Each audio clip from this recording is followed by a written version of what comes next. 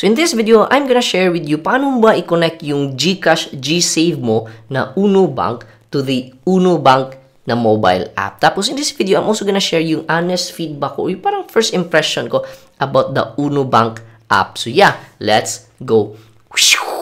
Hi guys, Pilo here. And yung Uno Bank is one of the licensed digital banks here in the Philippines by BSP. Tapos, you can open an Uno Bank account using GCash through its GSave feature. So, you just go to GCash, tapos GSave, and pwede ka mag-open ng Uno Bank using GSave. And so far, si Uno Bank, maganda siya in terms na nagbibigay siya ng around, I believe, 4% interest per annum. So, in terms of interest, medyo maganda siya. Pero, however, alam naman natin na GCash, minsan buggy siya. Minsan may mga errors, minsan maintenance. So, what if may need ka ng pera sa GSave account mo or sa Uno Bank account mo, tapos buggy si GCash, so hindi mo ma-access yung savings mo. Kaya, in this video, I'm gonna share with you paano mo ba ma-link yung GSave account mo through Uno Bank na mobile app. So, you can actually download the Uno Bank mobile app and then ililink mo yung GSave account mo dun sa Uno Bank. So yeah, I'm gonna show you exactly how you can do that. Now, before that, I wanna just give a quick shout out to our new YouTube members here in YouTube, in our membership. So, would wanna shout out Roderick tsaka si Ethan. So, this is like really crazy. Like, I'm not currently promoting yung membership dito sa YouTube. So, I'm playing around YouTube kung paano ba itong membership site niya. And yeah, so I'm just really amazed na merong nag-subscribe kaagad. So, dalawang nag-subscribe. So, again, Roderick and Ethan. I haven't been actively promoting this yet, but you're here to support me. So, I really appreciate you, guys. I really wanna thank you, guys. So, it's a long dream of mine na maging parang full-time career itong YouTube. Kasi, again, I have a business on the side. Pero yung passion ko talaga is really sharing about content, especially in terms of dividend investing. And one way for me to do that na maging full-time career ko to is, yun nga, if I could create other sources of income by doing YouTube. And one of the ways is yung membership. And so far, I was just playing around dun sa membership. In fact, yung anong tawag na to, yung membership tier natin dito is yung very basic lang talaga. So, you can become a member, tapos may badge ka sa gilid, and then at the same time, yung shout-out na benefit. So, if you think na gusto mo rin maging ma-shoutout sa next video, you could also support me dun sa Lodi supporters na first year natin na membership. But, yung isa sa mga plans ko talaga is, hopefully, isa sa mga membership dun is magkaroon kayo ng access dun sa portfolio ko. So, like, you can take a sneak peek on what I'm investing in. So, yun yung mga pwede kong na-think na mga benefits moving forward. Pero again, hindi ko pa siya, still in the plan pa lang. At the same time, probably also you could connect with me personally in, let's say, in my social media account. You can add me. So, probably that's also another perk that I'm thinking once you become a supporter or part of the membership dito sa YouTube. And if you think that sounds amazing para sa iyo, then you could just go ahead and put the link down in the description how you could also be a channel member dito sa YouTube natin. So, yeah, thank you so much sa mga new channel members natin. And I hope na marami pang maging channel members din dito. Now, ngayon, I'm assuming na meron ka ng GSave account, meron ka ng Uno Bank account sa GSave mo. So, yung goal mo is, paano mo ba ma-connect yung Uno Bank mo sa Uno digital bank mobile app. So, basically, just go to your app store or play store, tapos i-download mo yung Uno Bank na mobile app. And after that one, sabi dito, fast account setup lang naman. So, just click next. And then, you can now choose to log in or join Uno Bank. So, I believe yung i-click mo dito is yung join Uno Bank. And from there, ayun, makikita mo na you can log into your account. But meron dito sa bottom part, you can see link GSave account or forget password. So what you're gonna do is you click that link GSave account. Okay.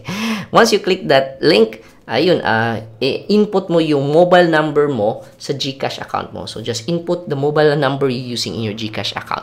Once you do that, ayun, you'll be receiving the one-time password OTP dun sa mobile account mo, and just enter yung OTP mo. And you will now be asked to set a password. So, now you can log in dun sa mobile account ni Uno Bank by using itong password. Just make sure na you use special characters and all this na mga requirements. And after that one, pwede ka na mag-login. Just go back to the Uno Bank mobile app. Just input yung mobile number mo. Use the password na ginawa mo kanina. You can now log in and see yung GSave account mo na Uno Bank. You can now see it in your Uno Bank mobile app. So dito, first impression ko, medyo, anong tawag ito, like, hindi siya very smooth compared sa other digital banks. Example, like, Cbank or GoTyme, medyo hindi siya smooth. So, first impression, medyo hindi ako na amaze, okay? And then dito makikita natin na you can set up yung biometrics. So, ako personally, I wanna always go to account protection talaga. So, I want to activate yung mga security features. And I'm happy na may biometrics. So, I just turn that on. And syempre, I can log in through my Uno app using yung mukha ko, okay, or thumbprint, depending on anong phone na gamit mo. And then from there, yeah, I can now log in easily using my biometrics. And explore natin, my savings, my time deposit sila. So, time deposit, I believe that you can earn around 6% interest per annum. Malaki yung time deposit ni Uno Bank. And then, they could also borrow money through Uno Cash na quick loan. However, as far as I know, yung loans ni Uno Bank medyo mahal. Malaki yung interest niya. So, yeah, you borrow money at your own risk. So, medyo malaki yung interest ni Uno Bank. Now, ito yung pinaka gusto ko sanang matry is that I'm expecting na free yung fund transfer ni Uno Bank. Kasi I've been looking for ways na yung account ko or yung cash ko from GCash, I can transfer it to different banks na libre. Okay?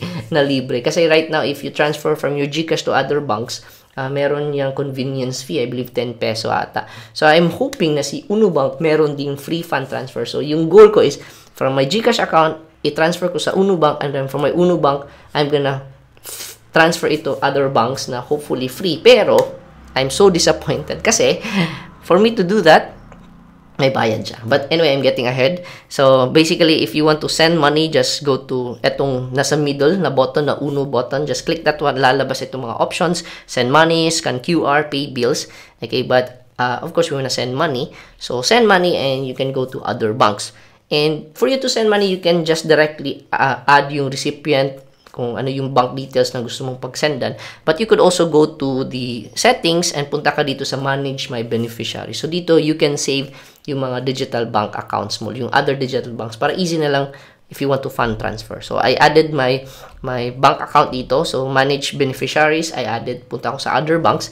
Dito nilagay ko yung, here you can add like any other banks dito. But yung nilagay ko dito is yung Cbank. So, I have from Uno Bank, I want to transfer it to my Cbank. So, I added yung Cbank account ko as my beneficiary. And then, once meron ka ng beneficiary, you can now send. Okay? You can now send some money from your Uno Bank account to other banks. So, in my case, Cbank. And lo and behold, as you can see, InstaPay. Meron silang 8 pesos. So, I'm very, very disappointed and sad na hindi siya free. Okay. So basically right now, in terms of free fund transfer, it's just CIMB, it's Cbank, it's si GoTyme, hindi na rin free fund transfer eh. Tonic Bank is also free. So very few na lang mga digital banks na you can send money via InstaPay free. So yeah, in terms of Uno Bank, yun yung first impression ko. Medyo disappointed ako because like UI-wise, medyo hindi siya ganun ka-smooth. Interface-wise, medyo, I didn't find it appealing. Hindi siya modern looking. So, yeah. And then at the same time, hindi free yung fund transfer ni Uno Bank. So, yeah, very disappointing lang. Because I can't find a way to transfer from GCash, maging libre, sending it to other banks. So, yeah, that is how you can connect your GCash account, GSave account to your Uno Bank mobile app. So, in terms of Uno Bank, let me know your thoughts down below. Ano ba yung experience mo with Uno Bank? So, ako personally, medyo hindi ako na-amaze dun sa UI nila. But let me know ano yung experience mo when it comes to Uno Bank in the description, in the comment section down below. And you see, Uno Bank or GSave is just one of the ways you can grow your money in GCash. However, in terms of growing money in GCash, actually may 4 ways to grow money in GCash. If you're interested with that, I actually created this video kung saan Dito, I share dito yung 4 ways on how you can grow your money through GCash. And GSave is just one of the ways you can grow your money. So if hindi mo pa alam or parang you're not maximizing yet growing your money inside GCash, you might want to check out this next video, 4 ways to grow your money in GCash. So yeah, go ahead and check out this next video and I'll see you there.